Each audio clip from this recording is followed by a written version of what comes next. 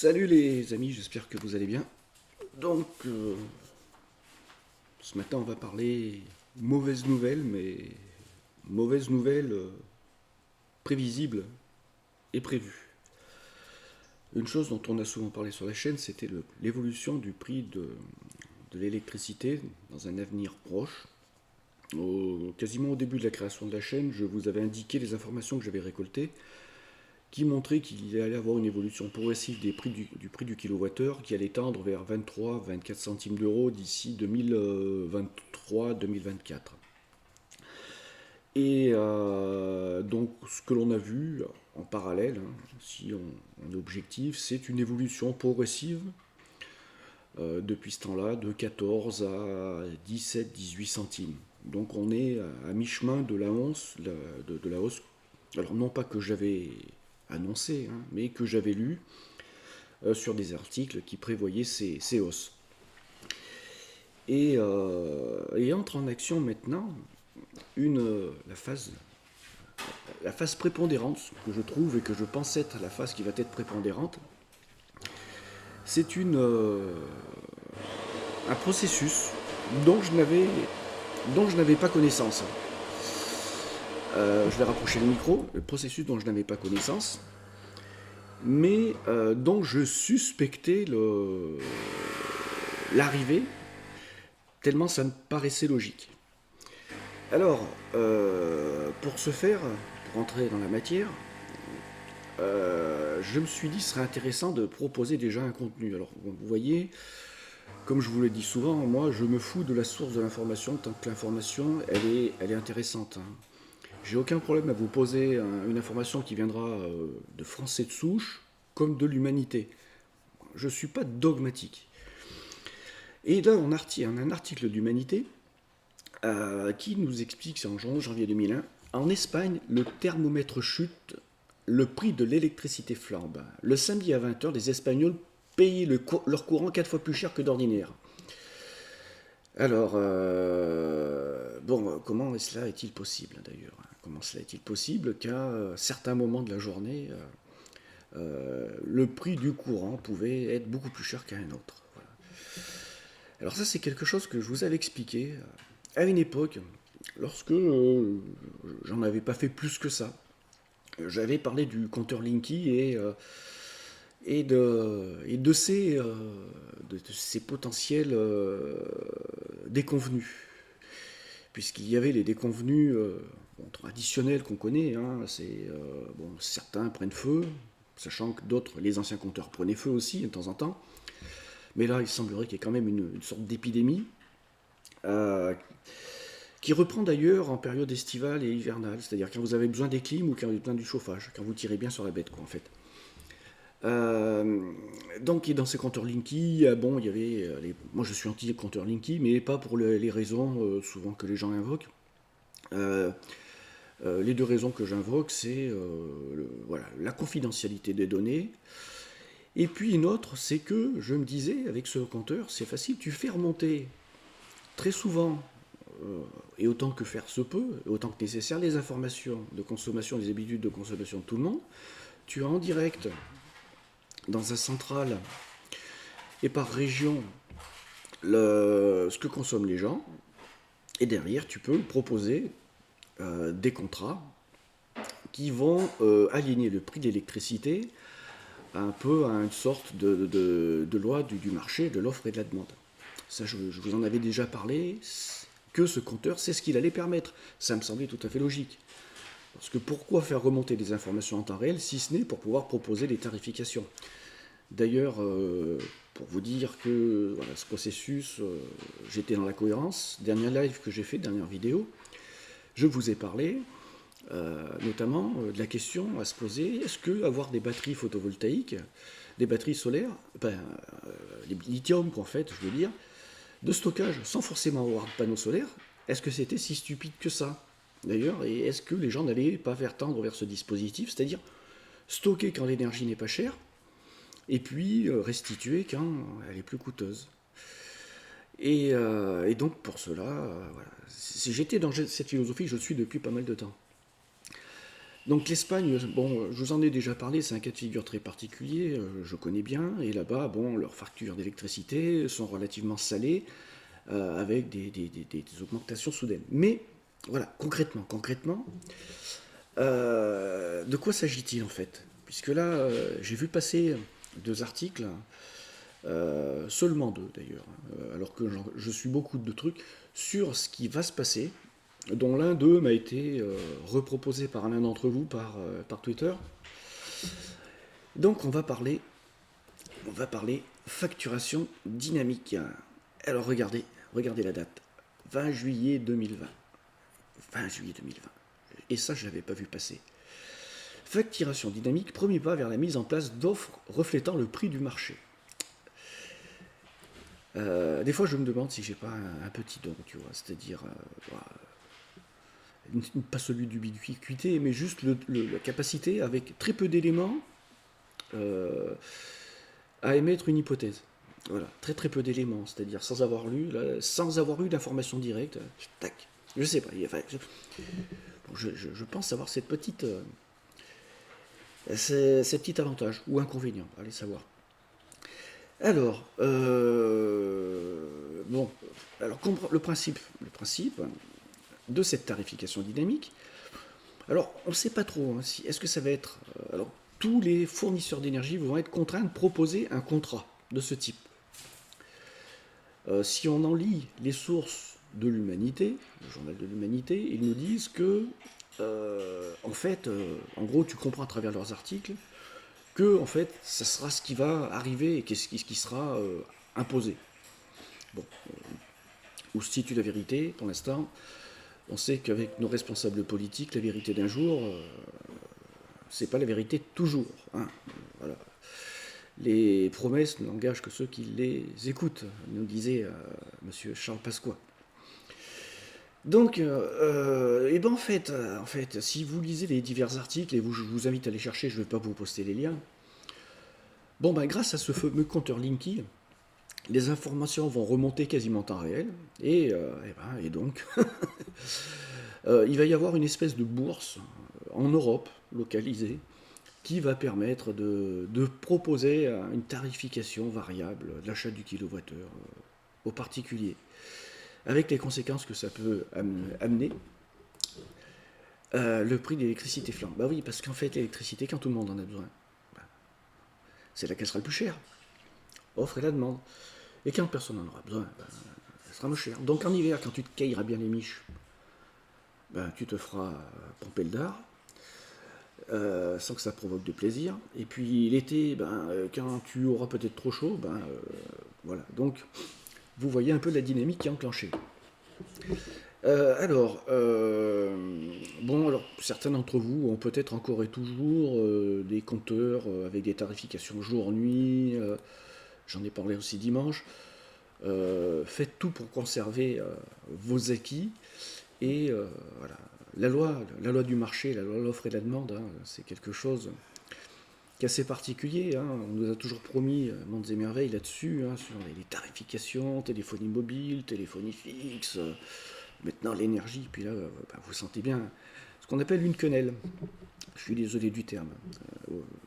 Et c'est ce qui convient le mieux. Certains diraient une épaulée d'ailleurs.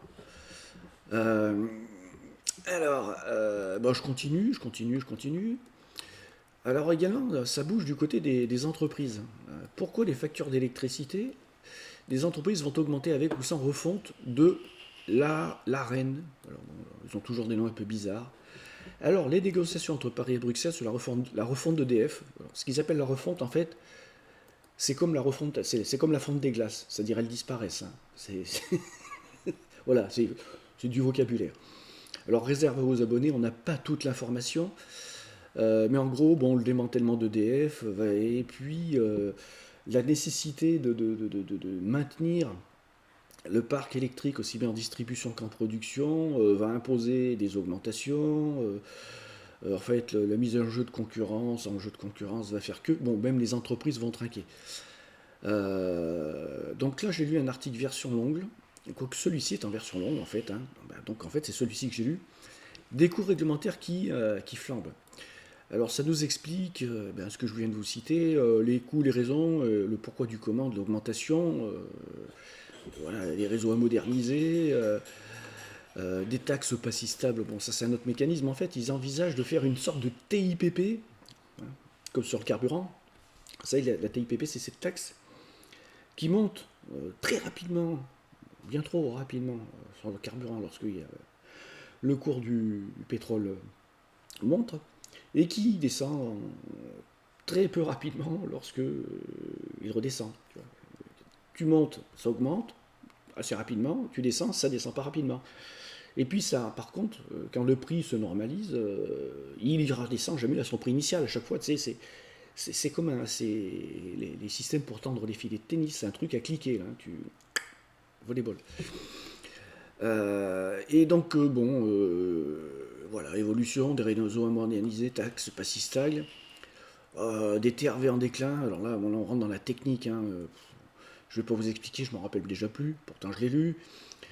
L'électrification en marche. De plus, les fournisseurs d'électricité et donc leurs clients se retrouveraient alors à acheter toute leur électricité sur le marché.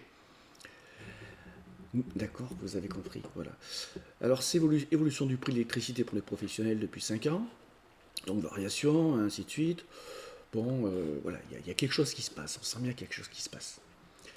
Alors, Journal de l'Humanité, un article du 18 mai, éditorial, les escrocs de l'électricité. Que nous a-t-on pas raconté sur les avantages de la libéralisation du secteur de l'énergie? Combien d'articles sur les bienfaits de l'ouverture à la concurrence? Combien d'éditoriaux sur la modernité du démantèlement de EDF, GDE et que l'inventivité pour créer la concurrence? Si vous êtes un distributeur d'énergie, EDF produit... Bon, on va revenir quand même peut-être sur un autre article de l'Humanité qui nous parle. La tarification dynamique va faire exploser vos factures. Grâce au compteur Linky. Grâce au compteur Linky. Voilà. Et au libéralisme de Bruxelles. Vous savez, c'est l'Union européenne. Le truc fantastique. Qui nous sauvait de tout. Et qui devait faire de l'Europe le fleuron mondial. Bruxelles. Voilà. Là, inclinez-vous, prosternez-vous. Donc, grâce à Linky et au libéralisme de Bruxelles, des fournisseurs proposent des contrats indexés sur le marché du gros qui s'envolent en cas de pic de consommation. Comme au Texas en février, où de nombreuses installations électriques avaient été paralysées par un froid extrême, faisant flamber les prix en bourse. Des consommateurs ont reçu des factures d'électricité de plusieurs milliers de dollars bientôt chez vous. EDF aura l'obligation d'y recourir. Voilà. La libération de l'énergie imposée par l'Union européenne ne s'est pas contentée d'introduire la concurrence pour la production et la commercialisation de l'électricité, elle a mis aussi en place une bourse européenne pour que les producteurs puissent vendre la marchandise et que des détaillants appelés fournisseurs alternatifs puissent l'acheter pour la revendre au consommateur final. Voilà, donc on continue un peu. Ça, je me suis permis de l'ouvrir, compteur Linky. Avez-vous le droit de le refuser ou non? Alors, cette période du compteur Linky, vous vous rappelez, si vous n'acceptez pas le compteur Linky, vous serez un fameux criminel, vous serez un délinquant, Zeus va vous tomber sur la tête, vous allez tous mourir, voilà, la police va débarquer chez vous. Ça me fait penser un peu à la communication actuelle d'ailleurs sur le virus et les vaccins. Tiens, je ne sais pas. Vous ne faites pas un parallèle? Non. Moi, ça me donne un peu cette impression. C'est un peu comme je fais le parallèle avec cette communication qu'ils nous avaient fait pour la Constitution européenne. Rappelez-vous. Voilà. Voilà. Et puis voilà, regardez le résultat. Attendons les résultats de la vaccination en quelques temps. On joue aux apprentis sorciers. Là. En un an, on développe un truc. Là, c'est bon, c'est nickel. Bref, mais là n'était pas le sujet. Ainsi, petite info, là, ils sont en train de mettre le forcing sur les gendarmes pour qu'ils se vaccinent tous. Voilà, petite info au passage. Et voilà, donc, où va-t-on? Ah oui, ils ont des problèmes de recrutement aussi en gendarmerie. Ils n'arrivent pas à recruter autant qu'ils auraient besoin. Alors, je ne sais pas d'où ça vient. C'est soit ils veulent augmenter les effectifs, on se demande pourquoi. Voilà, peut-être qu'il y a des problèmes en France, hein. Ouais, peut-être qu'il y a des conflits sociaux larvés ou qui vont exploser. Peut-être qu'il y a des problèmes de sécurité, je ne sais pas. Et puis, donc ils ont peut-être besoin de plus d'effectifs. Et puis peut-être que Peut-être que même ils n'ont pas plus besoin d'effectifs, mais que personne ne veut rentrer maintenant, ni dans la police, ni dans la gendarmerie. Pas plus que les gens veulent devenir gardiens de prison. Ouais. Ouais, ça devient des métiers dans l'esprit des gens qui deviennent soit compliqués à effectuer, dangereux, ou alors tu deviens infréquentable peut-être, hein, on va savoir. Alors, le truc intéressant que je voulais vous mentionner, alors c'était un petit parallèle que je crois qu'il faudrait que je retrouve sur la facturation dynamique. Parce qu'il est arrivé sur le marché, peut-être sur cet article-là, il est arrivé sur le marché un fournisseur d'électricité qui est d'origine finlandaise. J'ai lu dans un des articles, je ne sais plus lequel. Voilà, et qui vient de proposer cela, ça doit être le premier à mettre les pieds dans le plat, ou à mettre plutôt la louche dans la bonne soupe. Où c'est que je pourrais trouver cet article? Parce que je l'ai, hein, il en parle. Ah, voilà. L'entreprise, alors, en février dernier, un nouveau fournisseur d'électricité apparaissait en France avec une offre très particulière. Filiale du groupe finlandais Fortum, l'entreprise Bari nous propose un prix du kilowattheure du courant qui varie heure par heure. Heure par heure. Voilà. Le coût du kilowattheure suit le cours de la bourse EPEX Spot. C'est le compteur communicant qui permet de faire le lien entre la consommation réelle et alors voilà, donc je l'avais bien lu. Je l'avais bien lu quelque part.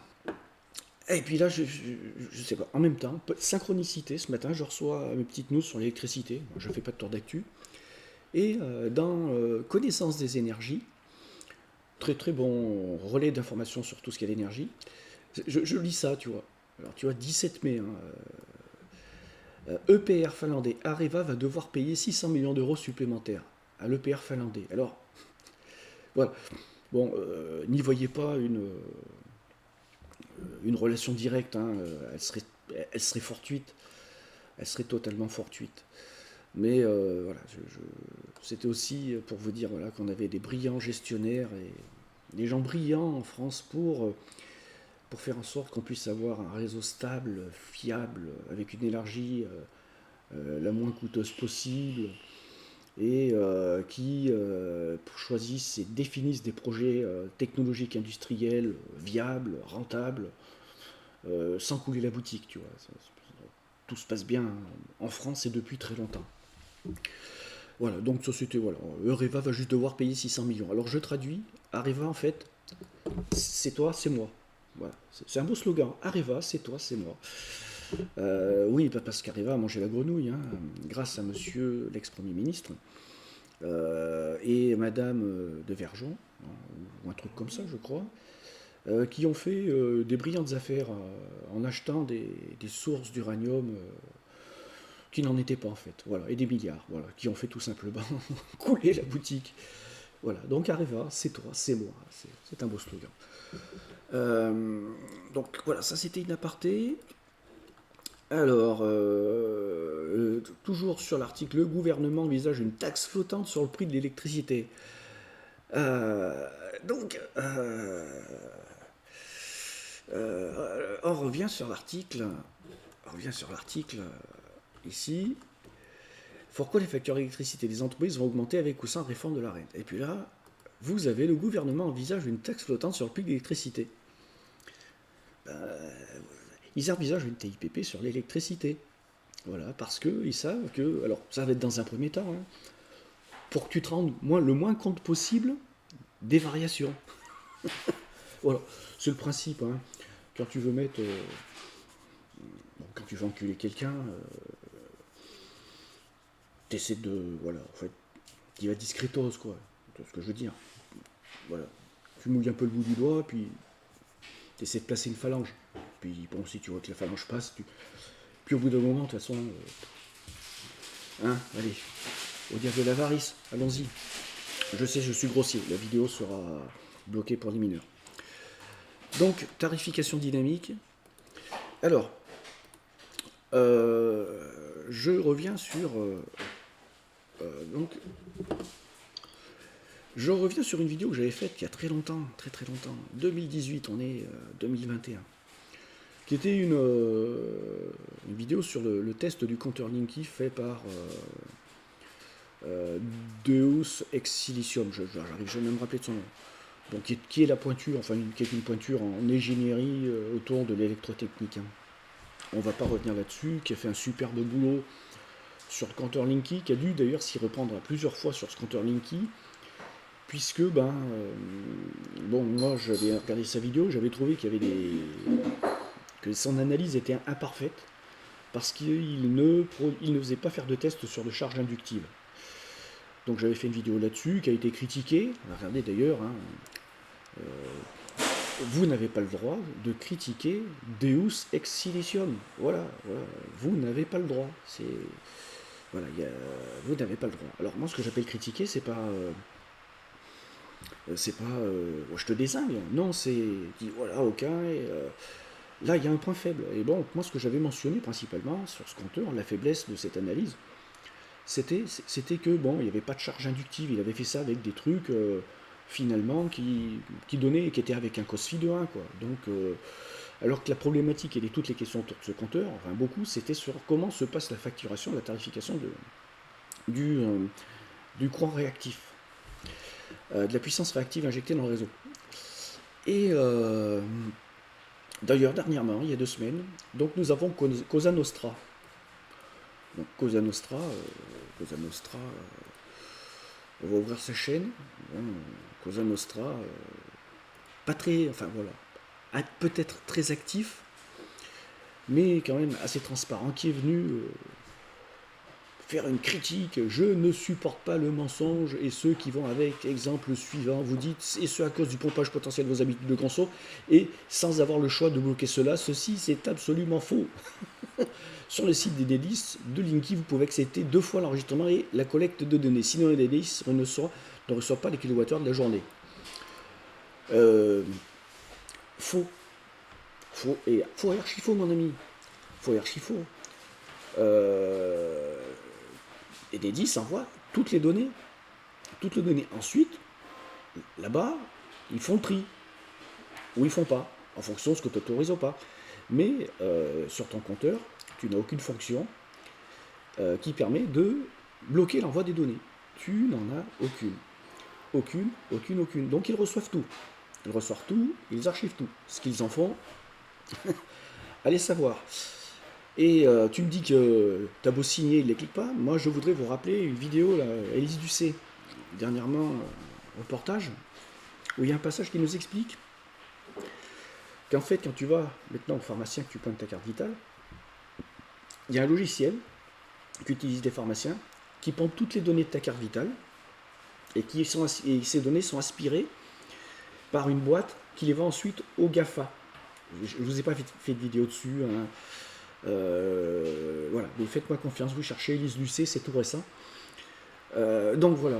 Et donc jusqu'à leur enquête, en fait, c'était systématique. Tu t'es donné, voilà, en fait, les GAFA connaissent ton profil médical mieux que ton médecin. Et alors, il paraîtrait que dernièrement, suite à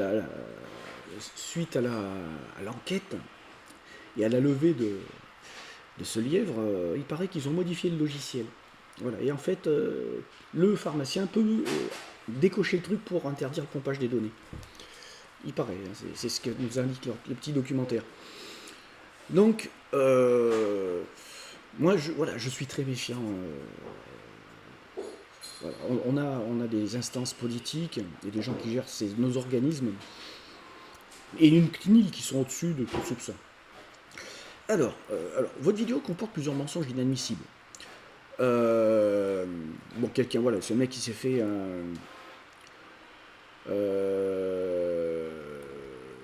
voilà, le mec, il était très fier de son travail de débunkage.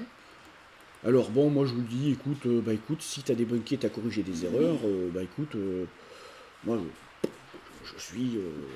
respect mon gars, respect, hein. Votre démonstration était parfaite et convaincante jusqu'à cette évocation, laquelle c'était qu'en fait il était voilà, il était pas sympa le mec. Alors, et puis bon, dans les derniers débats que j'ai eu sur le compteur Linky, déjà à cette époque, je vous disais attention, c'est ce qui va permettre une tarification flottante, évolutive.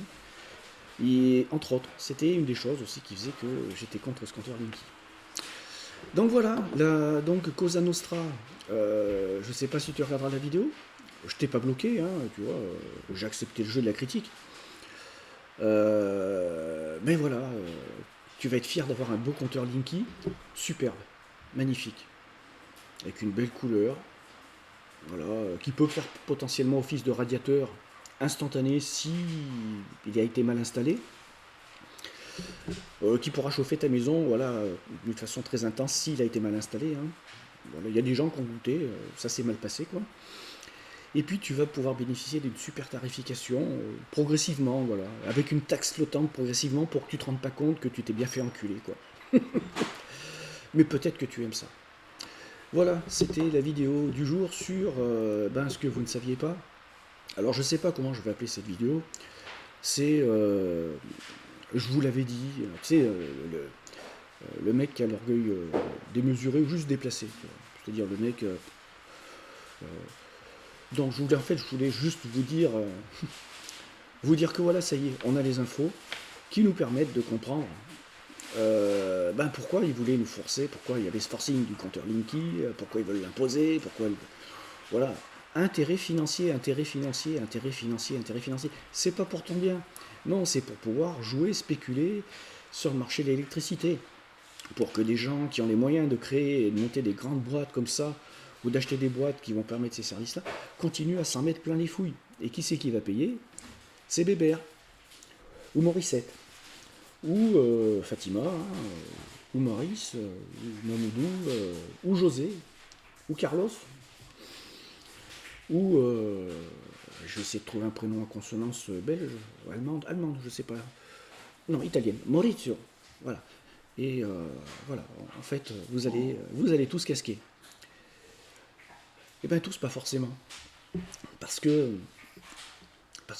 voilà, depuis 2 ans, 3 ans bientôt, il y a un connard, alors c'est pas lui le connard, il y a un connard, je vais vous le montrer, connard c'est lui, là, entre autres, avec d'autres connards, on s'est dit, est-ce qu'il serait pas intelligent d'avoir des systèmes photovoltaïques pour avoir de l'autonomie et voir baisser les factures d'électricité.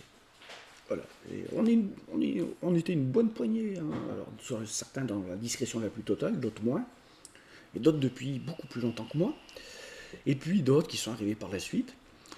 Voilà quoi. Je pense qu'en fait, il ne pouvait pas y avoir meilleure publicité pour que tout le monde se mette à faire de l'autoconso en électricité, avec stockage. Il ne pouvait pas y avoir meilleure publicité que l'actualité. Alors voilà, moi je suis désolé, je ne suis pas revendeur de matos, je ne suis pas installateur, j'ai pas de business, je gagne rien, ou très peu. D'ailleurs, ça me fait penser à un truc. M'est venue une idée tendue ce matin. J'arrive très difficilement à vous faire venir sur Odyssée.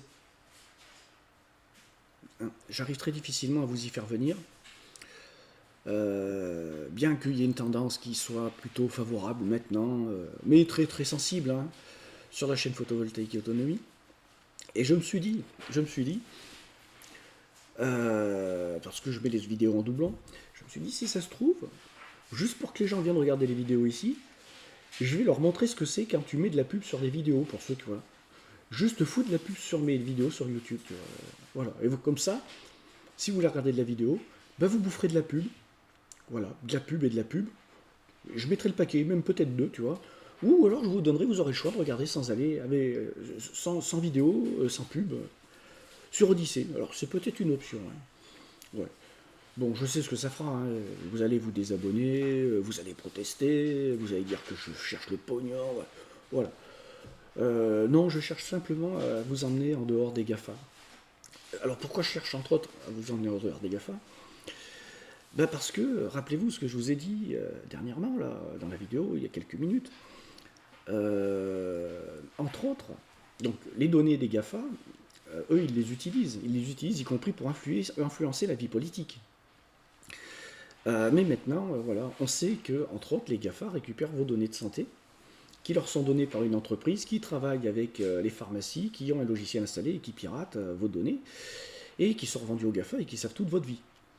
Et qui peuvent ainsi faire du business, en plus d'avoir votre profil psychologique et social, ils ont votre profil médical. Donc, en quittant les GAFA, déjà vous... Enfin, je ne vous comprends pas. Je ne vous comprends pas. Peut-être que je vais mettre de la pub, vous allez comprendre. Moi, c'est mon côté connard et méchant, assumé. Allez, les amis, à vos installations. Prêts, partez. Ou alors, commencez à écarter les fesses et préparez-vous à l'arrivée de ce truc génialissime. Hein, la tarification dynamique. Ah, c'est chouette, c'est beau, c'est fantastique. Hein. Voilà. Ou vous aurez pu dire la sodomie passive, tu vois. Je sais, mais non, c'est tarification dynamique. C'est beau. Ah, moi, j'ai. Parce que dans le dynamique, tu vois, tu te dis, ouais, ça va être forcément cool. Le dynamisme, il y a du positif, tu vois, dans le dynamisme. Tu sens qu'il y a de l'énergie positive. C'est du marketing. Hein. Ah ouais. Là, peut-être même de la neuroscience, allez savoir. Allez, à plus.